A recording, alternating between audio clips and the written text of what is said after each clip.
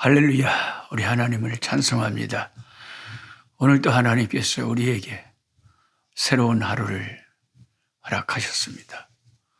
하나님이 주신 이 생명의 날들 동안 하나님을 찬송하는 일과 주의 말씀을 날마다 가까이 하며 그 말씀을 마음에 새기고 사는 우리의 나날들이 되기를 소망합니다. 저는 여전히 뉴욕에서 하나님 말씀을 녹화하고 있습니다만은 실제로 오늘 2022년 5월 2일 월요일 역대하 33장에서 마지막 36장까지 이 말씀을 공부하는 이날, 저는 미리 말씀을 녹화하지만 이날 제가 비행기를 타고 다시 한국으로 날아갈 것입니다. 그래서 잠깐 이제 한국에 들린 김에 5월 달까지 한국의 몇몇 교회에서 선교센터를 위해서 기도 요청을 하고 5월 말에 아프리카로 돌아가려고 합니다. 그리고 또 한국에 돌아가게 되면 이번 수요일 날은 강주에 있는 참 기도와 선교에 힘쓰는 작은 교회이지만 그렇게 알뜰한 은혜스러운 교회가 또 있습니다. 그 강주에 있는 교회에서 수요 기도회를 함께하고 또 5월 8일 주일 어버이 주일에는 경기도 그 의정부 옆에 양주라고 있습니다. 경기도 양주의 새순교회라고 저희 교단에 고신 새순교회 최영환 목사님께서 섬기시는 교회에 가서 어버이 주일 낮 예배를 말씀으로 수종 들게 돼 있습니다. 그 다음 주일에는 진해 동북교회 제가 가서 주일 오전 오후 하루 종일 말씀을 전하고 그 다음 주에는 이제 마산에 그 제 신대원 동기 목사님이신 오성균 목사님이 섬기시는 마산의 교회 이름은 제가 자세히 생각이 안 납니다만 그 오성균 목사님 교회에 토요일 주일 부흥회를 인도하고 마지막 5월 29일 주일에 벌교 제 고향 제1교회에서 11시 예배 설교하고 오후 4시에 부산 세계록교회에서 말씀을 전하고 그 다음에 이제 5월이 다 가기 전에 아프리카로 급히 복귀를 하려고 생각하고 있습니다. 오늘 이 역대하의 33장 36장의 말씀을 읽다 보면 역대하의 마지막 장은 유다의 멸망으로 슬프게 성경이 끝을 냅니다. 그토록 선지자들의 경고를 무시하고 하나님을 떠나 살던 이스라엘 백성들은 마침내 바벨론의 포로가 되어 잡혀가고 하나님의 백성들의 약속의 땅은 70년 동안 주인을 잃고 들짐승들이 그 폐해가 된 땅에서 활개치는 처량한 폐허가 되고 맙니다.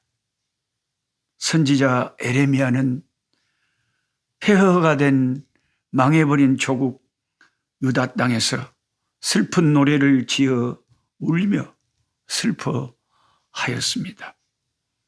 유다의 마지막 왕인 시드기야는 그토록 선지자가 바벨론과 화목하는 것이 애국과 손잡는 것보다 낫다고 말했지만 끝까지 예레미야 선지자의 말을 듣지 않고 애굽에게 손을 뻗치려 하고 반바벨론 정책을 펴다가 결국 바벨론에게 멸망을 당하고 바벨론 군대에게 사로잡히고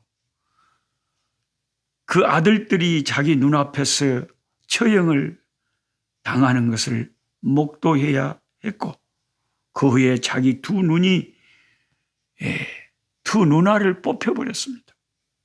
두 눈알이 뽑힌 채 쇠사슬에 매여 짐승처럼 끌려 바벨론에 끌려갔습니다.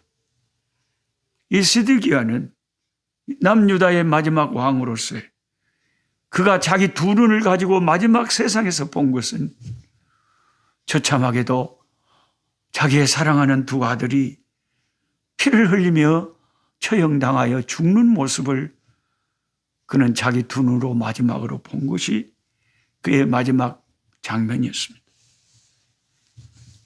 한때 그토록 영화로웠던 시온성은 하루아침에 뭇 이방인들의 조속거리가 되었고 철저하게 돌 하나도 돌 위에 남지 않고 파괴되고 말았던 것입니다. 그게 그토록 앞으로 우리가 선지서에서도 있겠지만 그토록 선지자들이 경고하고 애언하고 회개하라 외쳤던 그 처참한 심판의 결과가 결국은 오고야 말았습니다. 타락한 우리네 인간들은 그 처참한 결과가 왔을 때 비로소 엉엉 울면서 후회하지만 때는 이미 늦은 거죠. 지금이 은혜 받을 만한 때요. 지금이 구원의 날이라. 지금 기회가 있을 때 예수 믿고 구원받는 것이 낫지. 정말 하나님의 심판의 날이 이르러 버리면 다시는 우리에게는 기회가 없는 거죠. 하나님은 오래 참으시지만 영원히 참으시는 분은 아니십니다. 우리 인생들에게는 성경이 동일하게 경고합니다.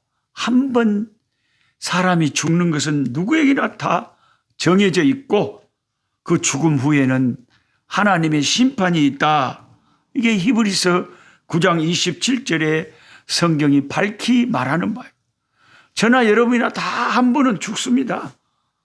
그 후에는 심판이 있다는 거죠. 내 영혼이 낙원의 구원을 천사의 끌림을 받아 가느냐 음부에 떨어지느냐 하는 심판이 있다는 거죠.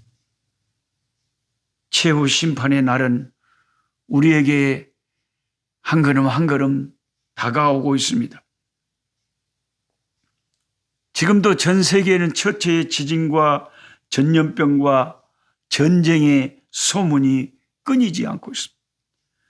동성애를 비롯한 인간의 죄악의 타락은 소돔 고모라처럼 극을 향해서 치닫고 있습니다. 더 이상 타락할 수 없을 정도로 오늘 우리가 사는 세상은 타락해 있습니다.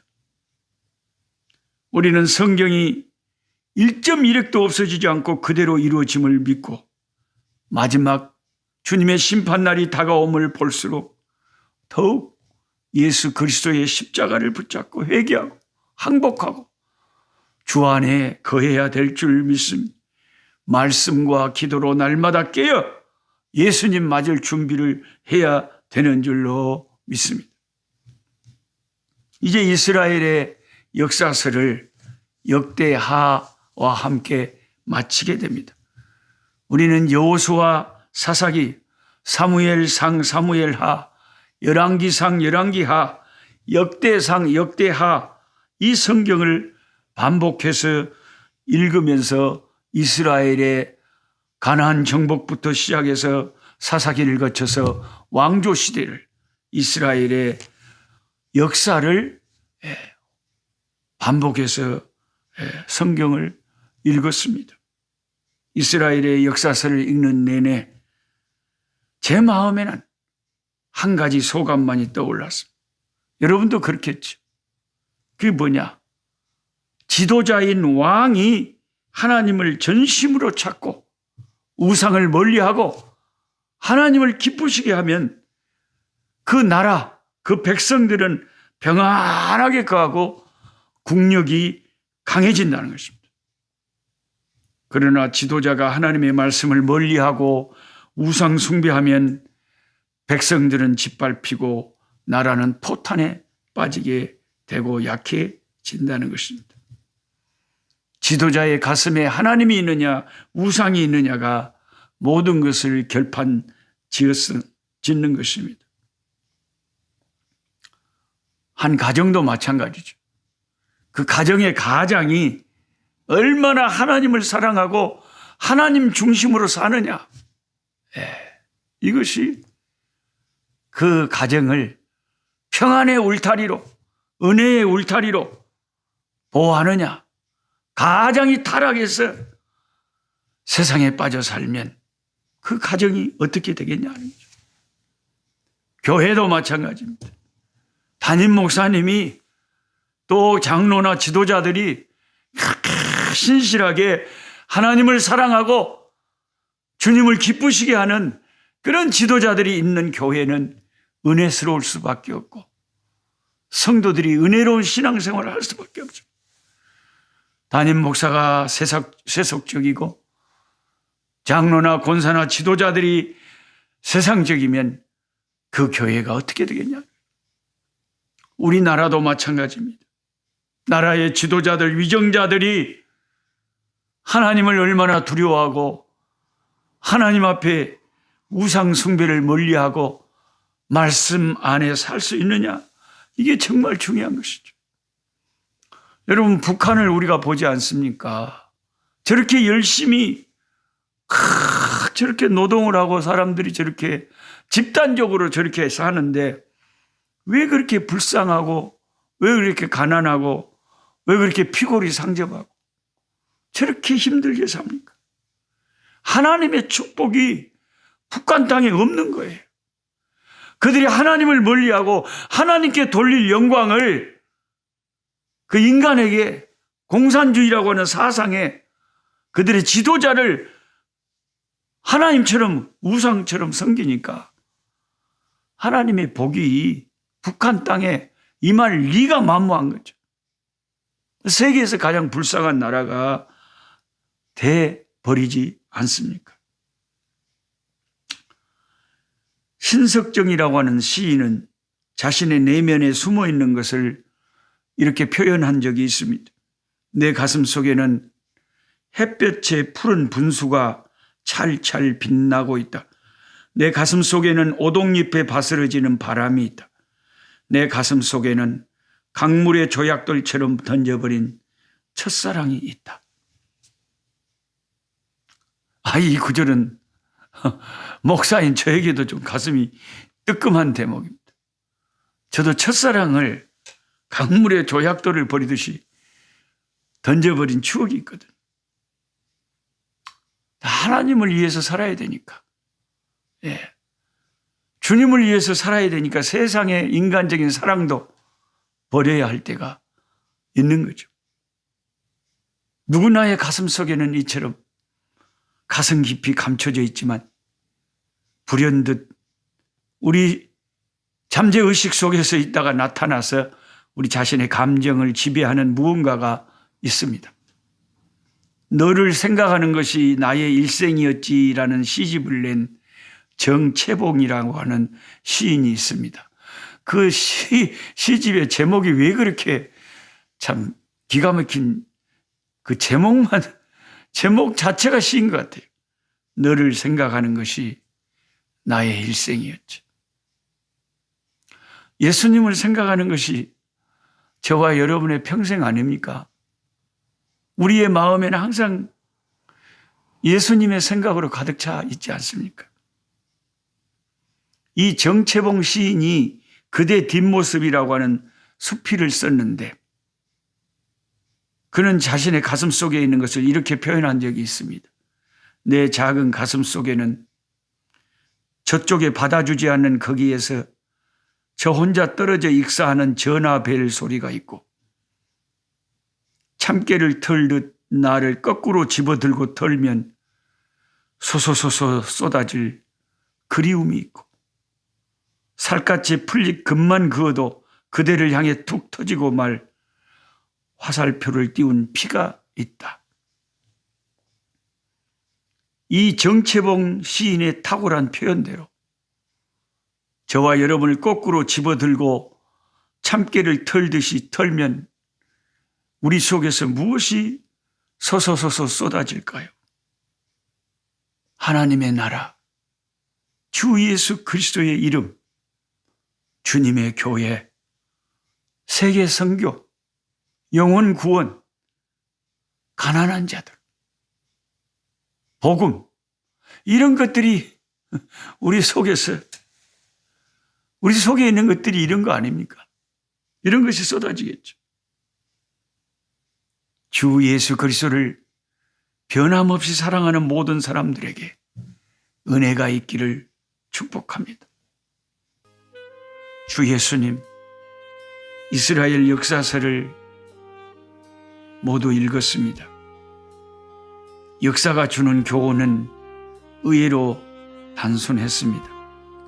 이스라엘 왕이 다윗의 길을 따라 하나님을 잘 섬기면 예외 없이 그 나라가 평안하고 부강했고, 지도자가 우상을 섬기고 하나님을 멀리하면 항상 고통이 따르고 국력은 쇠약해졌습니다. 주님, 우리 대한민국도 교회들이 더욱 정신을 차려 우리 주님을 기쁘시게 할 때에 강대한 나라가 될 줄 믿습니다. 교회들에게 소망이 있는 줄 믿습니다. 이 말세에 세계 선교에 쓰임받는 우리 대한민국 되게 하여 주시옵소서. 예수 그리스도의 이름으로 기도하옵나이다. 아멘. 약한 자의 것을